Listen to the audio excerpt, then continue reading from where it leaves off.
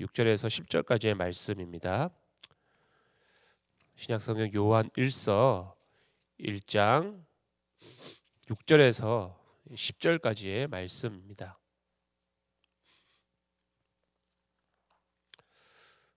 우리 한 절씩 교독으로 받들어 읽겠습니다. 만일 우리가 하나님과 사귐이 있다 하고 어둠에 행하면 거짓말을 하고 진리를 행하지 아니함이거니와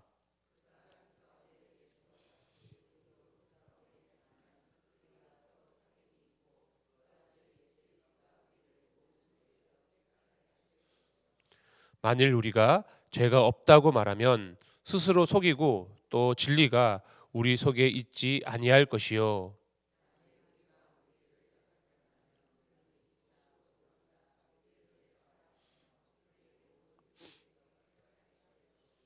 함께 읽겠습니다. 만일 우리가 범죄하지 아니하였다 하면 하나님을 거짓말하는 이로 만드는 것이니 또한 그의 말씀이 우리 속에 있지 아니하니라. 아멘.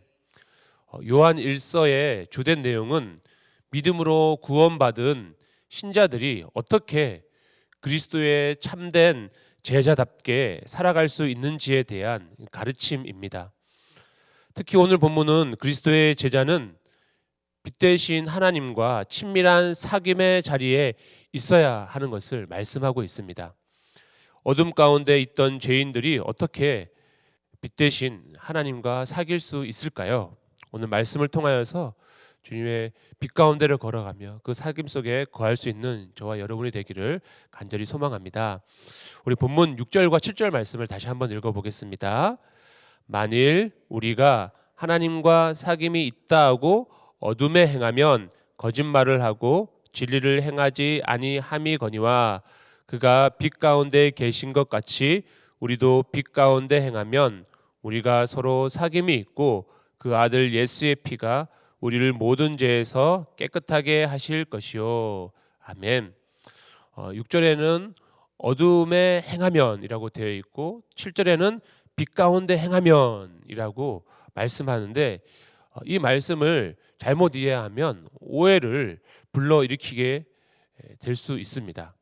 이 말씀을 얼핏 이해하기는 하나님과 사귄다면 세상에서 착하게 살아야 하고 착하게 산다면 예수님의 피로 깨끗함을 입게 될 것이다 라고 하는 의미로 다가올 수도 있습니다. 이런 생각을 하게 되는 것은 우선 빛 가운데 행한다라고 하는 것을 행위, 즉 착하고 선한 행위로 이해하기 때문입니다. 그렇기 때문에 하나님과 사귀는 신자라면 착하게 사는 것이 옳다라고 말합니다. 이 말이 그럴듯하게 들리지만 과연 그러한가? 인간이 과연 스스로 빛 가운데 행할 수 있는가를 먼저 물은 후에 답을 내려야 할 것입니다. 인간이 빛 가운데 행하는 것은 과연 가능한 일일까요? 7절의 말씀을 보면 분명 빛 가운데 행하는 것은 신자에게 있어야 하고 그것이 곧 하나님과 사귀는 것임을 말씀하고 있습니다. 하지만 빛 가운데 행하는 것을 행함이라는 측면에서 이해한다면 불가능한 이야기가 돼버립니다. 왜냐하면 빛 가운데 행한다는 것은 적당히 착한 일을 하라라고 하는 뜻이 아니라 어둠이 전혀 없는 거룩의 상태를 뜻하기 때문입니다. 즉 죄가 없는 상태를 말합니다. 인간의 행함으로 이것이 가능한 일일까요? 인간은 아무리 착하고 선한 행동을 한다 해도 완벽할 수는 없습니다.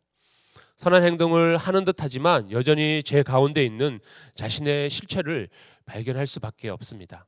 이것은 누구라도 인정하는 부분입니다.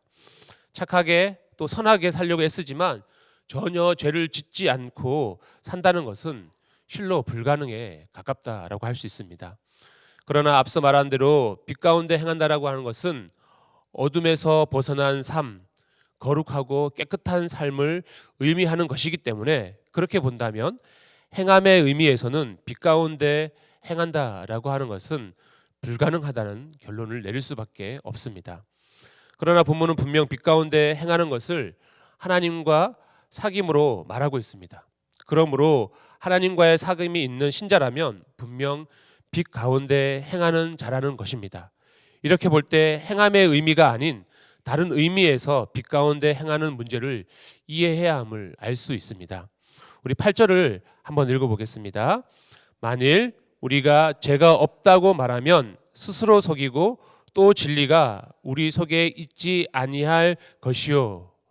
아멘. 우리가 죄가 없다라고 말하는 것은 우리 스스로를 알면서도 속이는 것이라고 말씀합니다. 그런데 반대로 죄가 있다라고 고백하는 것은 부끄러운 자신을 정직하게 드러내는 것을 뜻합니다. 그리고 그것이야말로 그 속에 진리의 말씀이 거한다라고 하는 것을 증거합니다.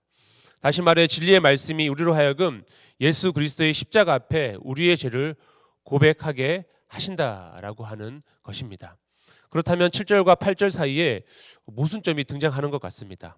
앞서 말한 대로 빛 가운데 행하는 것은 어둠이 없고 거룩하고 깨끗함을 의미한다고 했습니다. 즉 죄 없는 상태라고 하는 것입니다. 그런데 8절에서는 죄 없다라고 하면 스스로 속이는 것이다라고 말합니다. 결국 빛 가운데 행하면 죄가 없다라고 말할 수 없음을 뜻합니다. 이렇게 볼 때 빛 가운데 행하는 것은 죄와 연관된 말임을 알 수 있습니다. 죄가 없다고 말할 수 없으면서도 정작 하나님께는 깨끗한 자로 거룩한 자로 여겨지는 것이 곧 빛 가운데 행하는 것과 연관된 것임을 우리는 알 수 있습니다. 7절에 빛 가운데 행하면 예수의 피가 우리를 모든 죄에서 깨끗하게 하신다라고 말하는데 이것은 분명 착하게 살면 예수님이 우리를 용서해 준다고 하는 뜻이 아닙니다. 이렇게 되면 용서받기 위해 필요한 것은 믿음이 아니라 우리의 착한 행실이 되기 때문입니다. 그러면 빛 가운데 행하는 것은 무슨 뜻일까요? 빛 가운데 행하는 것은 분명 깨끗함을 뜻합니다. 그러면 신자가 깨끗함을 받을 수 있는 길은 무엇일까요? 그것은 착한 행실이 아니라 그리스도의 피로 용서받는 것뿐입니다. 거룩하신 예수님의 피가 우리의 악함과 더러움을 갈아줄 때 우리는 깨끗하다, 거룩하다라고 하는 선언을 받게 됩니다. 그러면 누가 예수님의 피로 깨끗함을 입게 됩니까? 그것은 바로 빛 가운데 거하시는 예수님 앞에서 자신의 악함과 부끄러움을 발견하고 죄를 정직하게 고백하는 사람입니다. 우리 9절 말씀을 함께 읽겠습니다. 만일 우리가 우리 죄를 자백하면 그는 미쁘시고 의로우사 우리 죄를 사하시며 우리를 모든 불의에서 깨끗하게 하실 것이요. 아멘.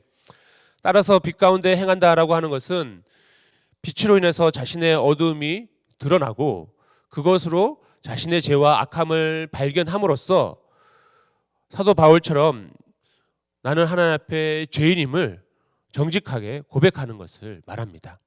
성도는 이로써 정직하게 자신의 죄를 내가 죄인임을 하나님 앞에 고백할 때 주님께서는 그 고백을 듣고 죄를 예수 그리스도의 보혈로 우리의 죄를 가려주시고 용서함을 받고 거룩하다, 죄가 없다라고 칭함을 얻게 됩니다. 이것이 바로 빛 가운데 행하는 것이다 할 수 있습니다. 그러므로 반대로 생각한다면 어두움에 행하는 것이 무엇인지 우리는 자연스럽게 알 수 있습니다. 흔히 이해하는 것처럼 나쁜 행동을 하는 것이 어두움의 상태가 아니라 빛에 거하지 않기 때문에 자신의 악함과 불의함을 보지 못하고 자신의 악함을 바라보지 못하기 때문에 죄를 고백하지 못하는 하나님과 앞에 자신의 죄를 발견하지 못하는 그것이 바로 어둠 가운데 행하는 것임을 알 수 있습니다. 베드로전서 2장 9절에 보면 이렇게 고백되어 있는데 우리가 잘 아는 말씀인데 제가 한번 읽어보겠습니다. 그러나 너희는 택하신 족속이요 왕 같은 제사장들이요 거룩한 나라요 그의 소유가 된 백성이니 이는 너희를 어두운 데서 불러내어 그의 기이한 빛에 들어가게 하시니에 아름다운 덕을 선포하게 하려 하심이라. 아멘. 우리를 어둠에서 불러내신 이유는 빛에 들어가게 하기 위한 것인데 이렇게 빛에 들어가게 하신 자의 아름다운 덕을 선포하기 위해서 하나님께서 우리를 부르셨다라고 베드로전서 2장 9절은 우리에게 알려주고 있습니다.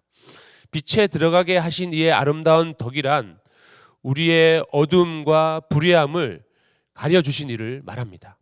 이를 위해 십자가에 달려 죽으신 예수님께서 우리의 죄를 용서하시기 위해서 십자가에 달리셨고 그 보혈의 피가 우리를 능히 우리의 죄를 깨끗하게 하시고 가려주신다라고 하는 것입니다. 그것이 바로 아름다운 덕이다 할 수 있습니다. 이 덕을 선포하는 것은 그분 앞에서 불의함과 악함을 고백하며 그러한 우리가 그분의 피로 인하여서 깨끗함을 입었다라고 고백하는 것입니다. 이것이야말로 빛에 행하는 것이고 그것이 아름다운 덕을 선포하게 되는 것입니다.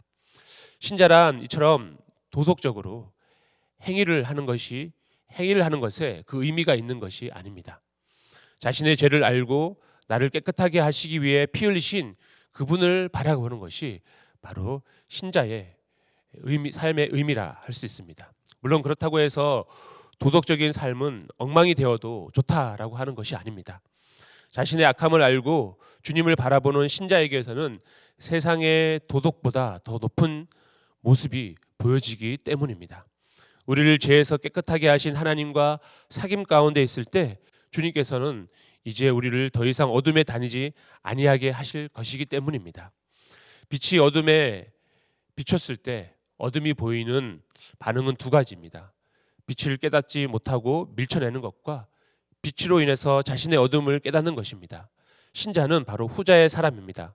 그러므로 빛에 거하는 신자에게는 필히 죄에 대한 인식과 고백이 있어야 합니다.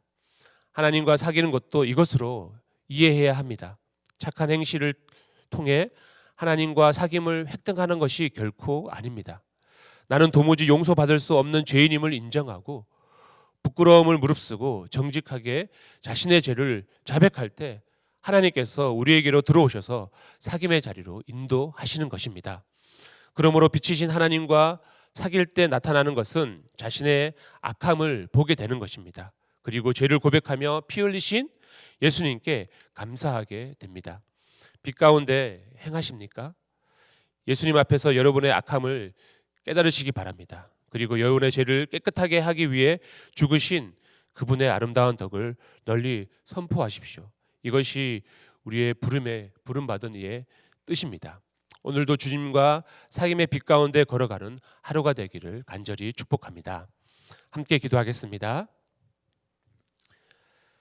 하나님, 우리 아버지 은혜를 감사드립니다. 주께서 어둠인 우리를 위해 친히 이 땅에 오셔서 우리에게 모든 은혜의 좋은 것들을 허락하셨습니다. 그러나 우리는 여전히 과거의 어둠의 습관을 버리지 못하여서 나약하고 부족한 모습에 갇혀 있음을 회개합니다. 오늘 말씀을 통하여 오늘 우리에게 필요한 것은 예수님이라는 빛을 통해 드러난 죄를 직면하는 것임을 깨닫게 하셨습니다. 그러니 이제 더 이상 과거 어둠의 습관에 숨는 것이 아니라 빛 대신 하나님 앞으로 나아가 정직하게 죄를 자백하며 주님과 참된 사귐이 있게 하여 주옵소서. 그래서 주님과 사귐 안에 교제하며 참된 기쁨을 누리게 하여 주옵소서. 우리를 부르신 것은 어두운 데서 불러내어 그의 기이한 빛에 들어가게 하신 이의 아름다운 덕을 선포하는 것이라 말씀하셨사오니 나의 입술을 통해 또한 나의 행실을 통해 주님의 아름다운 덕을 전하는 자가 되게 하여 주옵소서. 오늘도 그렇게 우리를 인도하실 주님을 바라며 기도합니다. 우리와 함께 하시는 주님을 바라보니 그렇게 주님의 선한 길로 우리를 인도하여 주옵소서. 우리 구주 예수 그리스도의 이름으로 기도합니다. 아멘.